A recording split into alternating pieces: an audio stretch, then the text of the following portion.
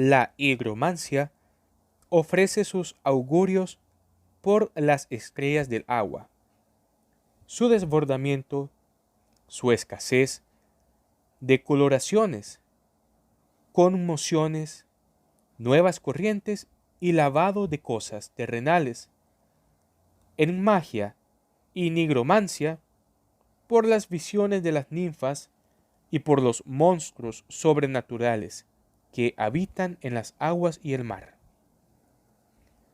La palabra higromancia proviene del griego higro, que significa agua, y manteia, que significa adivinación, y puede causar confusión al ser un método de adivinación muy similar con la catoptromancia, que es la adivinación con espejos, ya que en el reflejo de una o de otro es donde se encuentra la visión o aparición.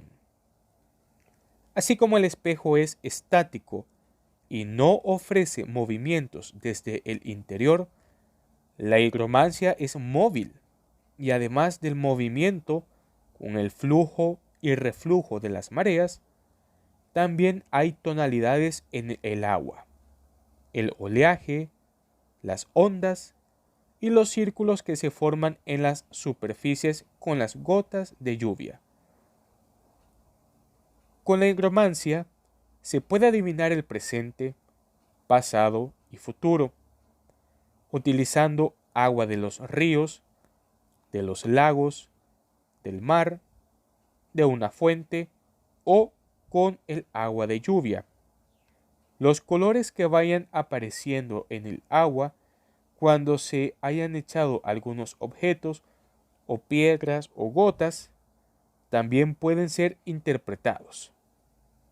El movimiento del agua, dependiendo del viento, hacia un lado u otro, si es viento del sur o del norte, también tiene su interpretación.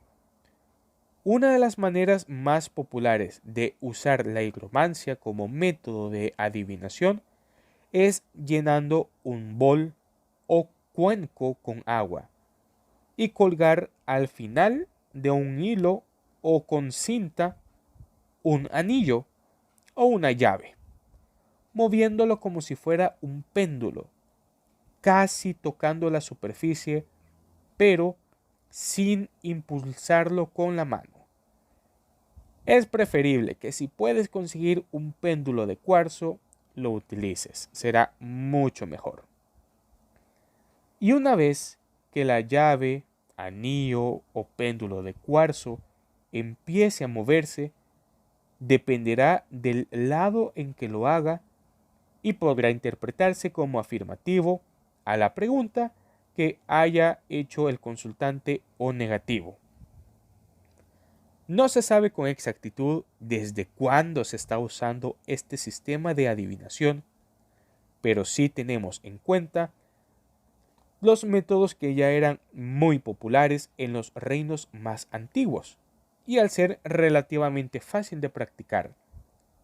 Seguramente también contaría entre las diferentes artes de adivinación a la hora de recibir respuestas a algunas preguntas hechas por los reyes y por sus generales antes de empezar una batalla o invadir algún territorio. El agua desde la noche de los tiempos ha sido considerada como fuente de vida y una metáfora de la creación misma, vinculada al flujo del subconsciente colectivo, también conocido como el alma del universo, ya que todo fluye. Los magos antiguos se sentaban alrededor de un cuenco de agua o una fuente y observaban el flujo de su movimiento e interpretaban los colores, el número de ondas y de círculos que iban creando el viento o los rayos del sol. La tradición dice que muy a menudo aparecía algún espíritu dentro del agua y traía algún mensaje para los adivinos. Y entonces empezaron a crearse mitos sobre criaturas mágicas que vivían en el agua de los ríos, las fuentes y los mares, como las ninfas, los dragones, los dioses, etc.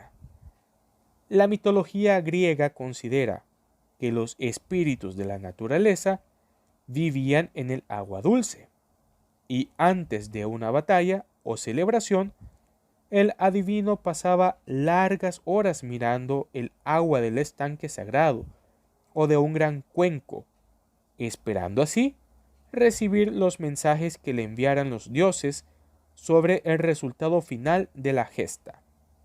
Y a partir de esa ceremonia, nos encontramos con un gran despliegue de visiones de los dioses, así como del futuro de la humanidad. La tradición dice que en los templos sagrados, en cuanto más fijamente se miraba al agua dulce de un cuenco o estanque, más mensajes se iban a recibir, aunque también se advierte que los mensajes recibidos serían tan crípticos que, a no ser que el adivino estuviera muy acostumbrado a interpretarlos, serían difíciles de entender. Algunas fuentes y manantiales repartidos por toda Sicilia fueron en la antigüedad usados por el arte de la adivinación, y la tradición dice que en algunos de ellos el dinero auténtico flotaba y el falso se hundía. Y gracias a las predicciones que se hacían en estas fuentes sagradas, se sabía que algunas ciudades iban a ser invadidas por los enemigos.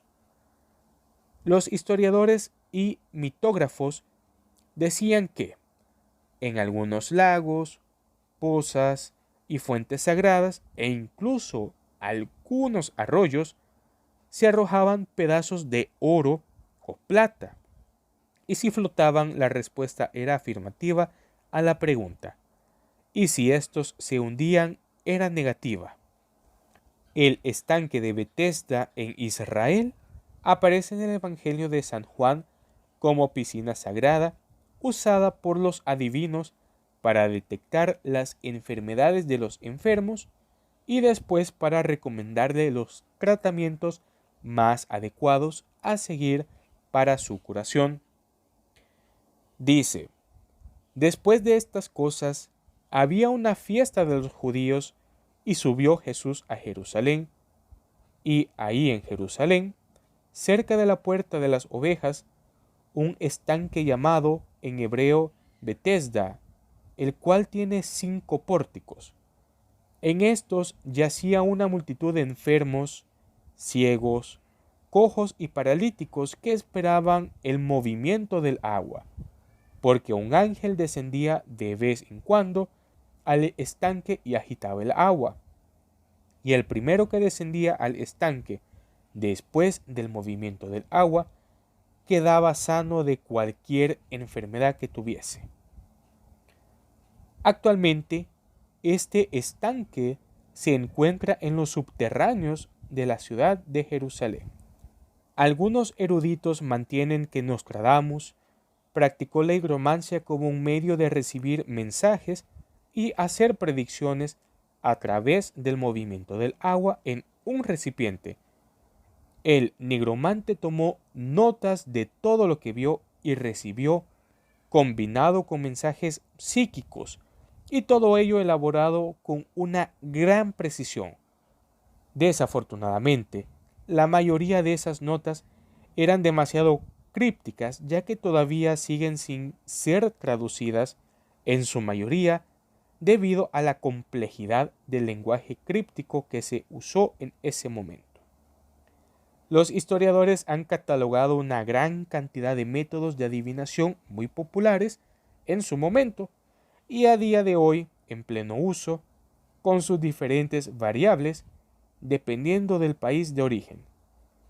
Algunos misioneros jesuitas encabezados por Michel Ruggieri y Matteo Ricci, que viajaron hasta el lejano oriente, describen en sus libros varios métodos de adivinación usados en China, y uno de ellos es el de la higromancia.